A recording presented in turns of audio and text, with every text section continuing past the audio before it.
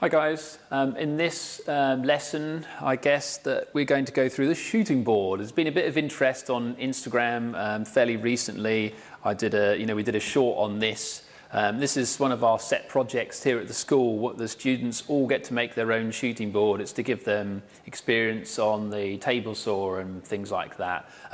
So we'll go through that as like I'll do a kind of a how-to. I'll go through step by step on how to make a shooting board, and I will put that up on this channel on YouTube essentially. So do subscribe if you want to see that. I will go up in stages. It won't just be one long big thing. Also, there will be kind of technical drawings and things like that as well. So yeah, please subscribe and click the notification bell as well to kind of see when they're up essentially. So yeah, I'll go through that. But this is an understanding of what is a shooting board. I'll go through that now, and then I'll go through a kind of sequence of like this is like version 4, this was version 1, 2 and 3. I won't go too long into them, but just so you get a kind of understanding of the development of how we've got to this essentially. So what is a shooting board? A shooting board is where you don't have to have this. I mean, lots of people ask me about this plane. This is a Lie-Nielsen. It's a number 9 mitre plane.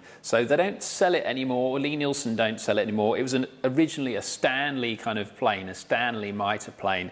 But annoyingly, they have like stopped selling it because it is a nice plane. They have their skewed, their angle, the blade is kind of tipped up. They have a shooting board plane which has replaced this one essentially, but you can still find them secondhand.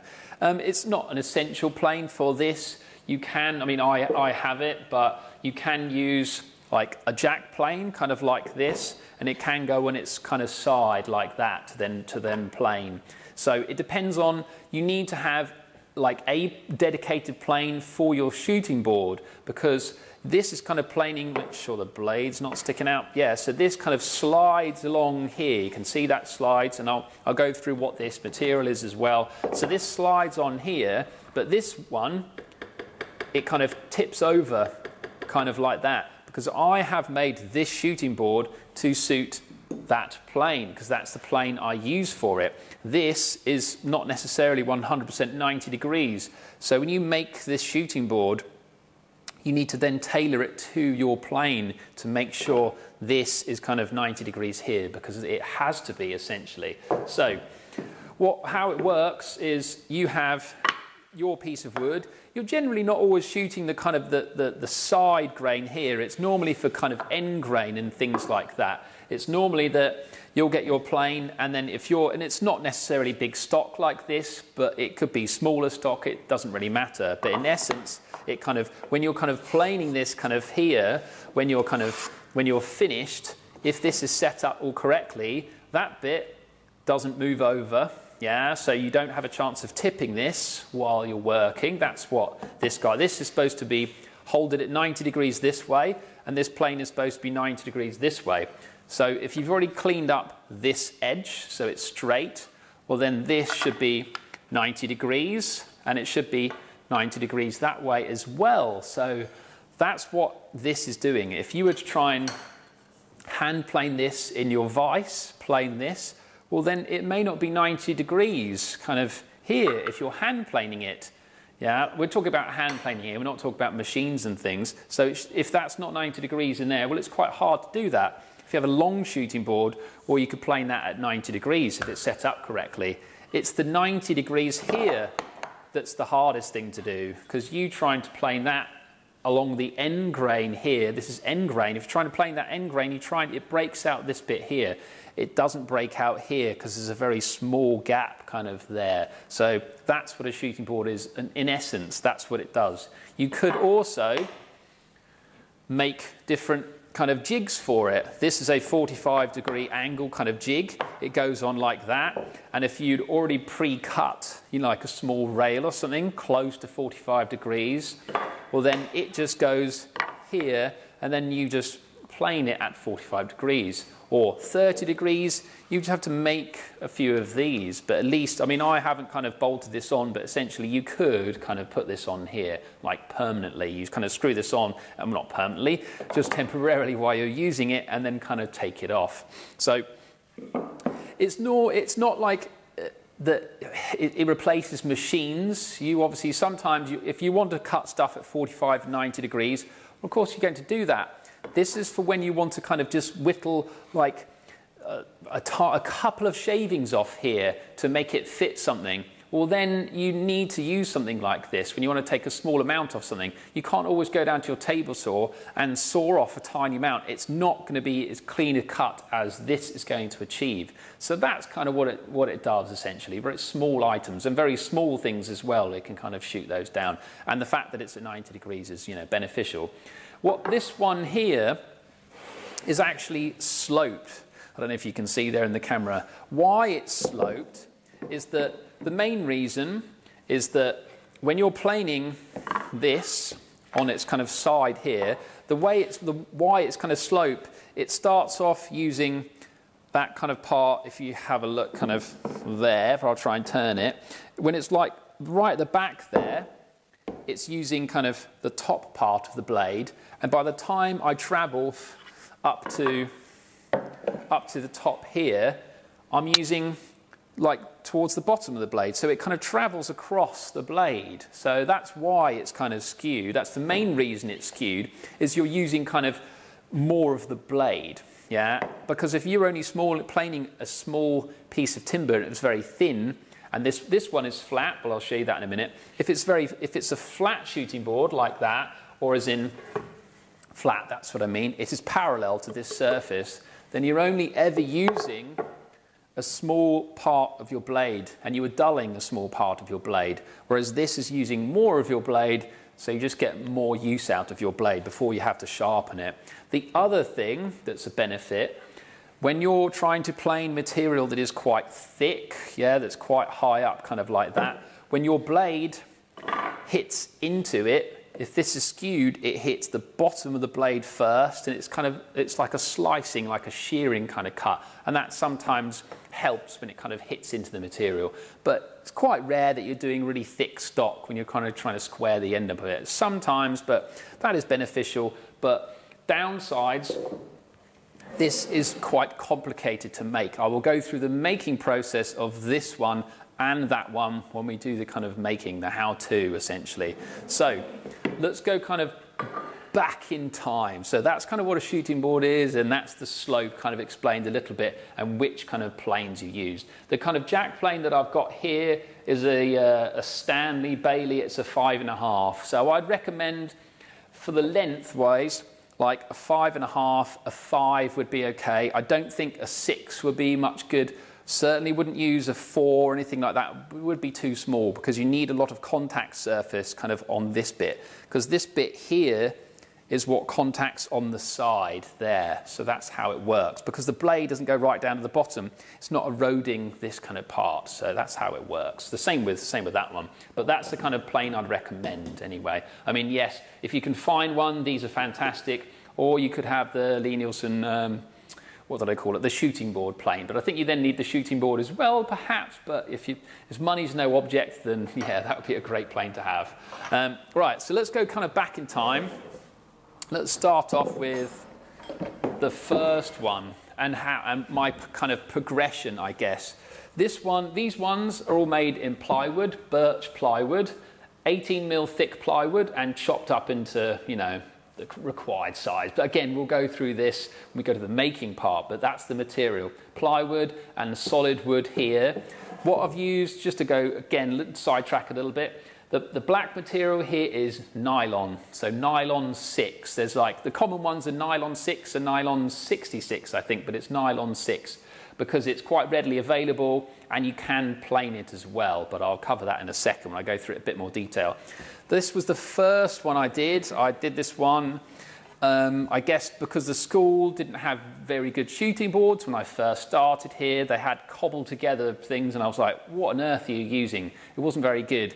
So I made this one to start with, but I just cobbled it together with MDF, 18mm MDF, and then I put this, because I'd used wooden hand planes quite a bit in my past, and I knew that I didn't want MDF as my kind of running surface. This is lignum vitae, I'm not sure, lots of different people pronounce it differently. Lignum vitae, that this is a naturally oily wood. Like I said, we use on the soles of wooden planes. So I knew that it would be a good running surface, so I glued that on. I cut a very thin strip, yeah, it's a very thin strip, but annoyingly, that even though it was a very thin strip, this is still wood and it shrunk like a tiny bit because the MDF, and I still made this one skewed, but I made it quite thin here, so it bent up. Basically, this shrunk that way and meant the plane tipped over, and I was like, oh no, I kind of foolishly didn't, I thought it'd be okay because it's very thin, but it moved all the same, but I fixed it by drilling in lots of holes and then epoxying in threaded like rod, essentially, like rod bars. So I drilled in as far as I could go and then glued in all these bars and then re-flattened this, and then it didn't move again after that because this has already shrunk and done its thing, but it can't overpower the kind of metal bars in there. And it's been okay ever since, but clearly if it was going to be done as a set project, well, that's not a very good thing to do, you know what I mean? So then we moved on from that to version 2. Version 2 had an upgrade of plywood because it's more stable, it's a nicer material than kind of MDF, so birch plywood. We still had the skewed, yeah, the slope kind of here, and then we went for lignum again, but understanding kind of movement. It was the slope, it's a separate component, so you make the slope separately. You glue the lignum on both sides to kind of balance the wood, essentially, the shrinkage. And then there's another bit of lignum on the underside here. So there's a harmony here, almost like the plywood. You know what I mean? You're kind of laminating all these bits on there, and that was inherently more stable. And it was fine. And there's also a bit of lignum on the side, kind of here, as the running surface. So this one was absolutely fine. All the end stops are all the same, you know, solid bit there, solid bit there. All have to be kind of 90 degrees here, has to be 90 degrees here. All that's kind of by the by. But so this one was fine, but we found that it was just a bit, at the time we didn't have a thickness sander. A thickness sander is a machine that kind of sands wood like to very, very thin. It doesn't make it like to 0.5 millimeter, but it will make it like a millimeter or half a millimeter, like consistently as well. But we didn't have that at the time. We have it now at our new facilities, but we didn't have one before. So making these 4 bits of lignum very accurately and cutting, we cut them on the bandsaw, that's fine, but making them really accurately was a bit of a pain in the backside. So it was very kind of time consuming, and it was just taking a little bit too long for the students to make it. So, you know, it's fine, it's easy to tune up because it's solid wood, but it was a bit tricky anyway. So I moved on from that to then making them like so. And like I said, this is nylon, so we're still doing it skewed. The nylon is inert, of course, it's a plastic, so it's not going to shrink. You do not need to balance it, so it was easier in that respect. And you're buying it this thickness. You buy it as a sheet material. I think this one is about 600 millimeters by like 400 millimeters. You can cut this stuff on your table saw. You'd have to check with, if you want to do this, check what blade is recommended. You really need to have a rip blade or a combination blade to cut this. If you cut it with a crosscut blade, it tends to like heat up too much. So I'd always recommend a rip or a kind of combination blade for it. But you can cut this up. You have to use epoxy and what have you to stick it to the plywood because it's plastic. But at least it's something that you can plane and you can tune it. There's lots of other materials out there that are harder and perhaps harder wearing, but you can't machine them very easily, like Tufnol and some other kind of things that router bases are kind of made out of. So we found nylon was a good, material to use as the running surface. It's nice and slick on here. It's very hard wearing, you know what I mean, in relative terms. If you're going to use it for 100 years, then it may wear out a tiny bit, but it's a nice material. But what we found with this being so wide here, you can plane it. You can't plane it with this plane, can't plane it with that plane to kind of to tune this to be square, essentially. So what we found was that this was so hard to kind of correct. If it was out of square, you kind of check it like so. This, you kind of run your square down here, and this has got to be perfect kind of all the way. And if it's not, well, because this is glued onto this, well, you've got to plane this down. And yes, you can plane it, but it's not as easy as planing wood, and you have to use a rebate plane to kind of do it because it's right into a corner. So we found, or I found, clearly because I've gone through lots of students making them, that they were really struggling kind of making this and tuning this, and it was a real battle. They could sometimes take a couple of days kind of fixing this because it's hard and it needs to be perfect. You can't be like, oh, well, it's okay, it's not going to work. So this was a bit hard kind of tuning this because of this being sloped and you not being able to sort it out because it's so wide as well. So that was version 3. And again, not to say it's not bad, that's my one here. And then we moved on to version 4. And I think this will be the one that we kind of keep.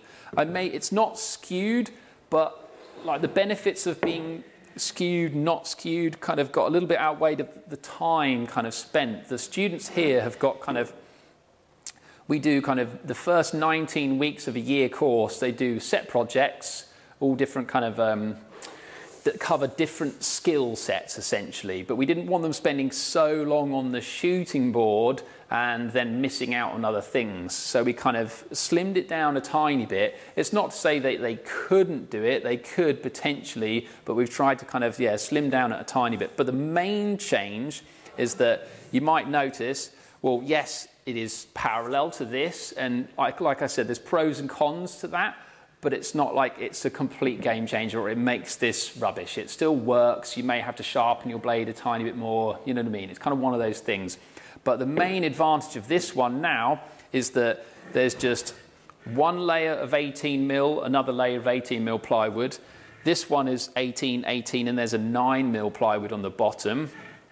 And then the big change is that now it's got still nylon, but there's 2 strips here, and they go there. It doesn't go into the corner, and there is just one strip kind of here. Yeah, you can kind of see it there. There is just one strip that has been routed into that piece there. And because neither of them go into the corner, it's a lot easier. This is a left-handed plane, of course, so left-handed shooting board. So I've made all of these ones, and I am right-handed, so I have made these. But when we have some left-handed students that come to the school and they do a short course with us and they don't get to make one of them, so I'm like, oh, we use a shooting board. And they're like, oh, well, I can't use it very well because this is right-handed, this is left-handed. So I made a left-handed shooting board for occasional students that come along here. And clearly, the students that are making it themselves, well, if they're right or left-handed, they choose which side. It can clearly be made into either side. So this one is left-handed, but with this bit here and this bit being narrower, well, then it means you can easily tune this rather than that is a pain in the butt. This one is a lot easier, and you only need those 2 running surfaces. You don't need that to be the full width, essentially.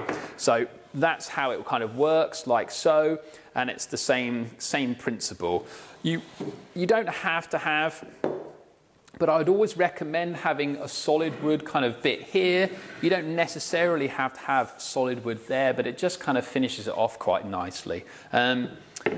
Yeah, that's kind of it, really, I guess. Trying to think anything else.